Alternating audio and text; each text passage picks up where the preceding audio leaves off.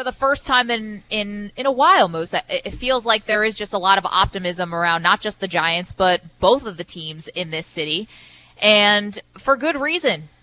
Two young quarterbacks, one obviously a little bit further along as, Zach Wilson is just going to be getting his feet wet here. Daniel Jones going into year 3.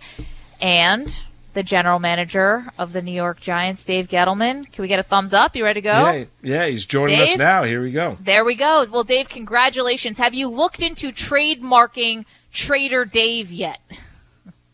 Let me tell you something right now. And welcome to the show, by the way. No, I'm not trademarking anything. I want to, no, not really. But it's again, it was, the opportunity was there. It's not so much about, I have this crazy idea that you don't trade just to trade. There's got to be a legitimate reason behind it, and there's got to be legitimate value to it. And this year it was just after you guys banging on me, my whole, whatever. All kidding aside, after, I had to prove I'd do it, I guess.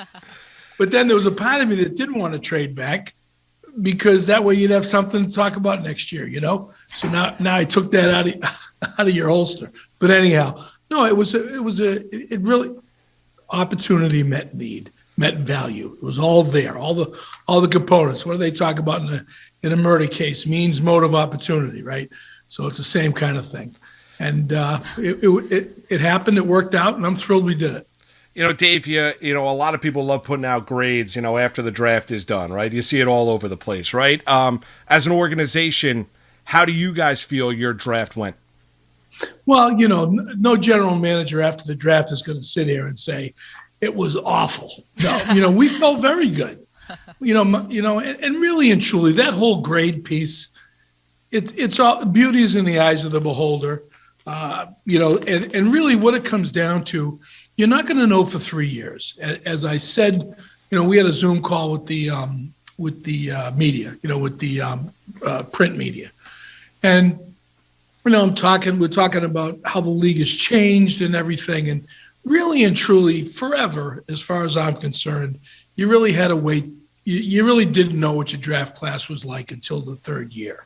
Well, now because of, and back then it was, the common perception was guys would make their biggest jumps from year 1 to year 2. Now with the style of football they're playing on the college level, with the scheme-oriented stuff that's going on as opposed to the fundamental-oriented stuff, really and truly, you're going to see guys making their biggest jumps from year 2 to year 3. It's what you're going to see. And, just think about it. You've got offensive linemen that have never been in a three-point stance that you're drafting high. Really think about that piece. So anyhow, the bottom line is it's year 2 to year 3. Now even more so. In 3 years, we'll know if, we drafted well. It's really a 3-year process. Absolutely. Dave Gettleman is joining us, and there's a lot of ways I could have gone with that, but since you said year 2 to year 3 is the biggest jump, obviously your quarterback is going to be going through that leap year 2 to year 3, so let's go there. Is this a make or break year for Daniel Jones? Well, I really teed it up for you there. Yeah, you did. Didn't I? You're hired. Anyhow, obviously this will be a big jump. It'll be a second year in the same scheme. All right.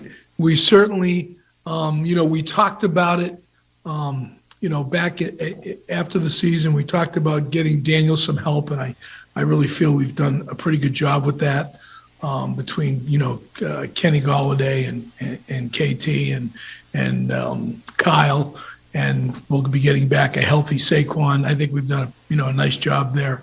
And obviously this is the year. I just said it, year 2 to year 3.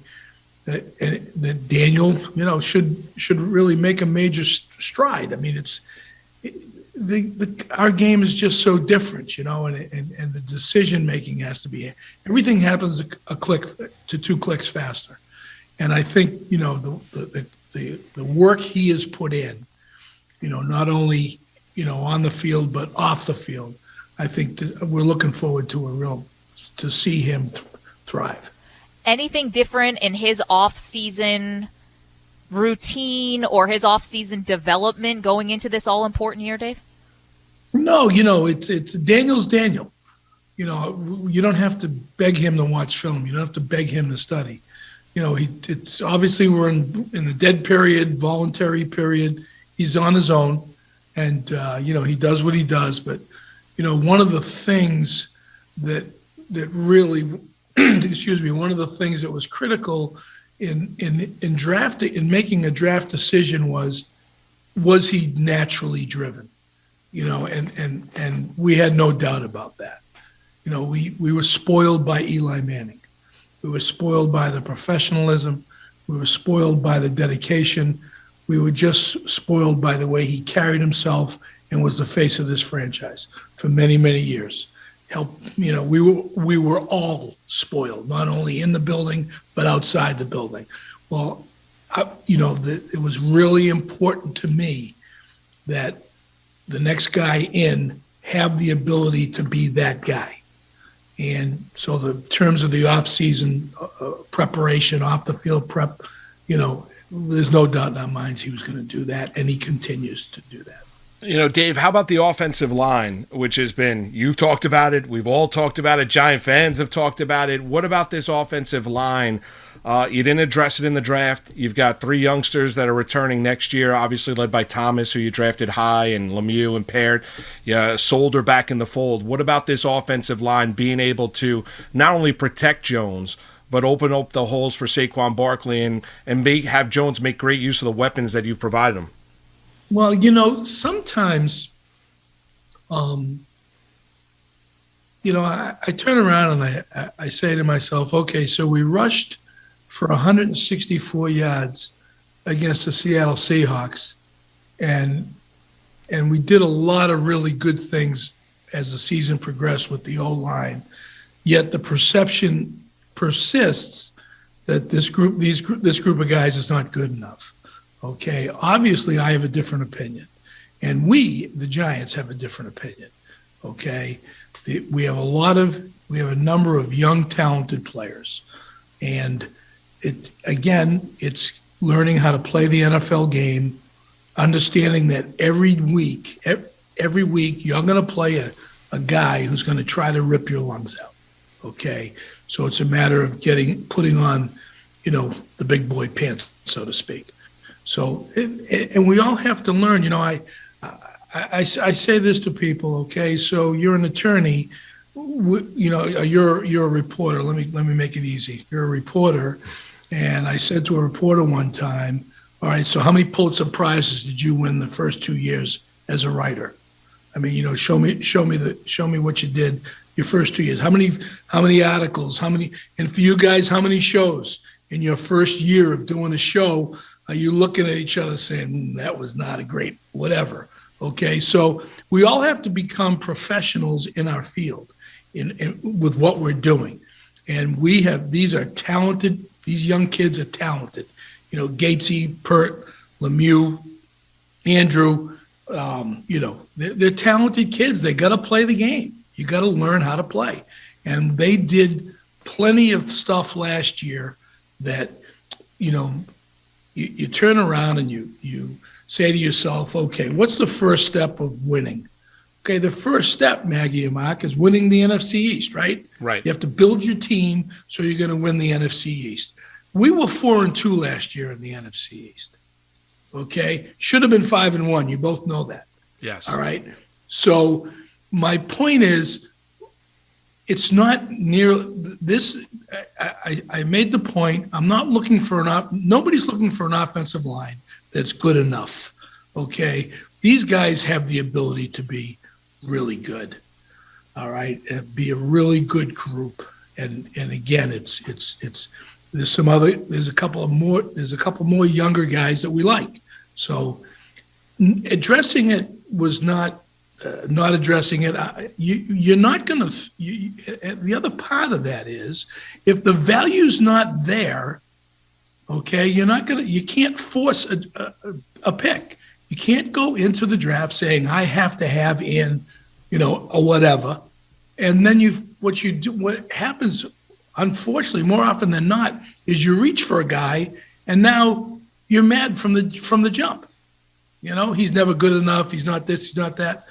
So listen, I think this is a talented, young, talented group that I think Rob Sale and Ben Wilkerson and Pat Flaherty are going to do a great job with. Giants general manager Dave Gettleman is our guest. Dave, I got to know from Thursday night, because it is pretty unique that you would have Cowboys, Giants, Eagles picking all three in a row. The Eagles jump you guys, make a trade with the Cowboys. They get Devontae Smith, who is the coveted wide receiver out of Alabama. That report said you guys were also interested. I just got to know, did the Cowboys call you, or did you call the Cowboys? Were you involved in that at all to try to get up to 10 to make sure that the Eagles couldn't get to 10 and take that wide receiver? No. Why? Why didn't you call them? Because I was happy with where we were at, and we had other options. When you spoke to the Eagles, because you said you talked to Howie Roseman, you didn't have any issues with trading within the division. Did it become clear to you in those conversations that they were also coveting Smith, the talented wide receiver from Alabama, and did you have an inkling that they were going to jump you? Yeah, you can guess, you can have a feeling, you can do this, you can do that. At the end of the day, it's what you're comfortable with, what you want to do, okay? And again, like I've often said, I do not subscribe to because of the uniqueness of football. It's a 53-man active roster. You got 38,000 guys on your practice squad, and everybody gets hurt, so everybody's going to play. All right. So I don't subscribe to the one player theory. I subscribe to quality players and get as many quality backups as you can, and let's go. So I am absolutely thrilled that we have Kadarius Toney on our football team. Dave, one more on the Devontae Smith. If the Eagles don't trade up and Smith is sitting there with the 11th overall pick, was the offer from the Bears too great to turn down? It was Mark, it was just an unbelievable offer, I felt. We all felt. It's not, again, this is not about Dave Gettleman. Sure. No, I get it. As the organization, it's too good of an offer to turn down. As the organization, it was an unbelievable value. I mean, you turn around and, only time will tell what the extra one will be next year and what the extra four will be this year. But that 5th round pick enabled us to move up to get Aaron Robinson in the 3rd round, which was really big for us. So, time will tell. In 3 years we'll know, right? Yes, that's it. What about Toney? Dave, you mentioned going into the 1st round Thursday night, you wanted a player that's going to help you rookie year, right? And you've seen him flash ball. I mean, he's a highlight reel. Urban Meyer said he was heartbroken when you guys selected him with the 20th overall pick. What do you think? How do you think? What's the role for Toney year one in this Giants offense, the way you envision it? Well, it's really more of a Joe Judge question, Mark. He's certainly number one. He can take the top off coverage. You know that. I mean, that's a simple answer. That's the low hanging fruit answer. He takes the top off the coverage, which means the team's going to struggle to play 8 in the box. That means we got 7 in the box and we got 26 back there. Makes that much. So a guy like that affects your offense at a number of levels. Okay, not just his own little space level. It's again only 7 in the box, and he's helping the running game and et cetera, and he's also got return ability. He's a legitimate return guy. So the role is going to be he's good. Like every player, they have to earn the right. Everybody has to earn the right to play, and he is a person. And everything, he'll earn the right. He's a tough kid. And he's gonna help us. Dave Gettleman is our guest, the Giants general manager. Dave, when big news happens with big time quarterbacks around the league, it sends ripple effects out to everybody. Aaron Rodgers and Russell Wilson have both expressed, dissatisfaction with their franchises over this offseason. Do you owe it to yourselves as a franchise, to the fan base, to your owners, whatever, to at least explore what that would look like for the New York Giants? You explore everything. You explore everything, Maggie.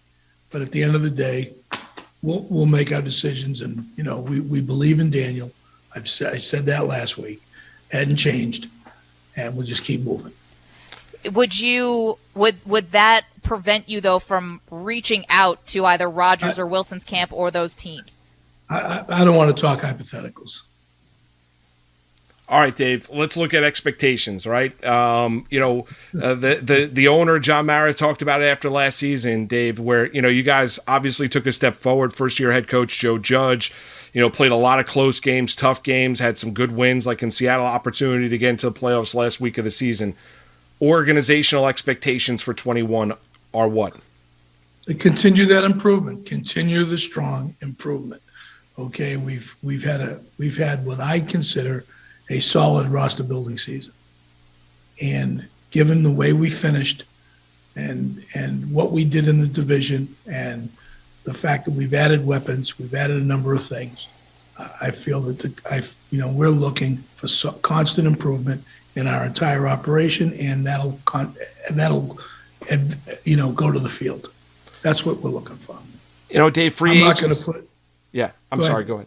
No, I was going to mention free agency. I think you stunned a lot of Giant fans across the area because wasn't a lot of money to work with. You mentioned about Kevin Abrams doing a great job of reworking the cap. What about how aggressive you guys were in free agency? Adoree Jackson, bringing in Kenny Galladay, addressing and bringing in, really, really talented young men, giving out the money, doling out the contracts. But what about, post free agency and how aggressive you guys were as an organization? Well, when you say post free agency, post those three signings you talk about are talking about. No, just like taking those, like when you look at free agency on the whole, I don't think anyone was expecting, Galladay, Adoree Jackson, Kyle Rudolph, what you guys did on the whole. You guys were, really targeted some good players, bringing in and addressing some needs on this team. When free agency began, did you think as an organization you were going to be able to accomplish everything you did? Well, really, Mike, you got to remember now, Adoree and Kyle were cuts. Yeah. Going into free agency, they weren't considerations. Right, but after they were available, to have the money to be able to play with and make that work. Well, you pivoted. You have to look at the value of it. You have to. What are they going to do for us? And really and truly, we had success in the arts and free agency, and we pretty much, whenever we spent money on a guy, we stuck to, a guy going into a second contract, who had performed well, and we went from there. So Kyle's a little bit older. Obviously, he's a 10-year vet, but it again, it's opportunity. We pivoted. They became available. We talked about it. We have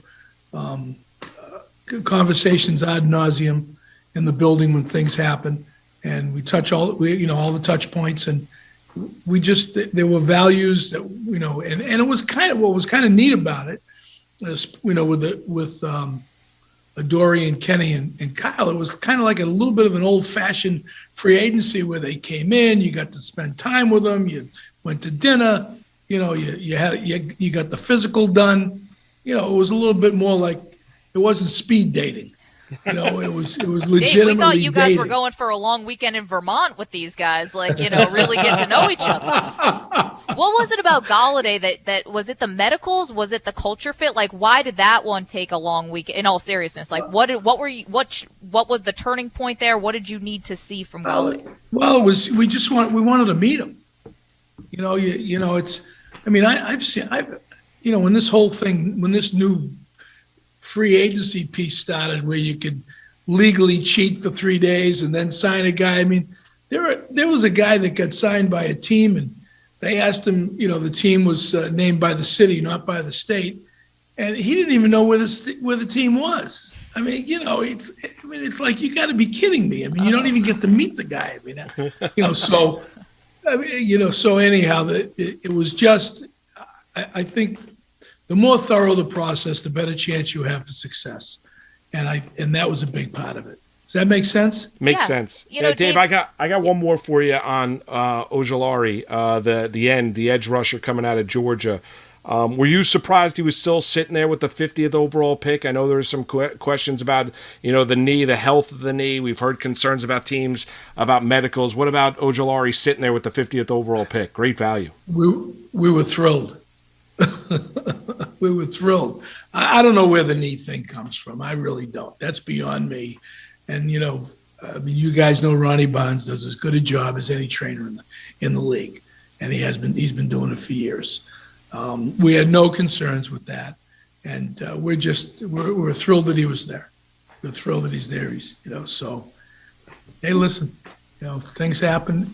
Sometimes breaks come your way when you work real hard. And oh, by the way, he's from Georgia, not Georgia. I love that. Yeah, that sounds about right. Dave, last one for me. And, Moose was asking you about free agency and the money that got freed up, obviously, when you were able to negotiate a long-term contract with Leonard Williams. Maybe if the timing had been a little bit better there, maybe you're keeping Dalvin Tomlinson. Maybe that's a guy who doesn't have to sign elsewhere. Any sort of regrets at all for how Leonard Williams, that negotiation went? No, not really. It's like I always say, deals get done when they're supposed to get done. I really believe that, and it's about fair. It's about both sides, being fair to both sides. Leonard. Leonard is worth every dime we gave him. And the fact that between that and the cap dropping like a rock and still being able to operate, it was very, very difficult for us realize that we weren't going to be able to bring Dalvin back. I mean, Dalvin's is a quality human being and a quality pro football player. But you just can't listen. You can't keep everybody. Just the way it is. I mean, it's not a fun fact, but it's a fact. And we wish Dalvin nothing but the best. And he's a wonderful guy and player. And you make decisions, and in 3 years we'll know. 3 years. Hey, Dave, great off season. Thanks for giving Maggie and I a great 20-plus last minutes. We really enjoyed it. And don't be a stranger, all right, Dave? Anytime you want. You can come on here and talk a little Giants football. Dave's doing two Zoom sessions. I know. It's a more media-savvy Dave Like, Gettleman. He's all over the place man? now. Multiple Have a great one, kids.